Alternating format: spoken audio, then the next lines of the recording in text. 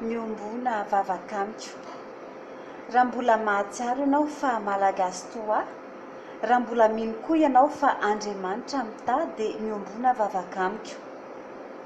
Raha mbola misy korian-draha malagasy ao anatinao, raha mbola Madagasikara no tanindrazako sy ianao dia miombona vavakamiko.